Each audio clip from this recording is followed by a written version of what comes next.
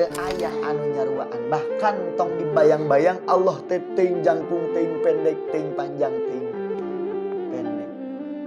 Teuing jauh, teuing deukeut. Tong dianalogikeun jiga robot nu gede. Wah.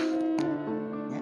Lamun urang semakin membayangkan Gusti Allah seperti itu, maka semakin jauhlah dari nama Allah. Maksudna naon? Lain Allah we pokona. Anu dibayangkeun ku urang Allah kumanya, lain Allah we anu dipanggil. Lain Allah mah lain kitu.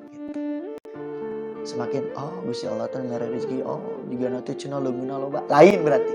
Lamun bisa dikitu, lamun dipikiran seperti gitu, berarti lain Allah, bikin jauh ke Allah.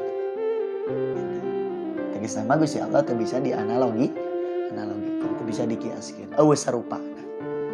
Mukhalafatul lil hawa. Cenah Gusti Allah mah di luhur, atuh sarua ejeung anu ngalacengkeh di luhur. Naon bedana? Maksudna Gusti Allah luhur teh darajatna luhur, ibaratkeun urang jeung presiden luhuran mana? Teuing. Teuing ngaji teuing teu presiden ge. Ngan menurut pemerintahan luhuran presiden apa urang?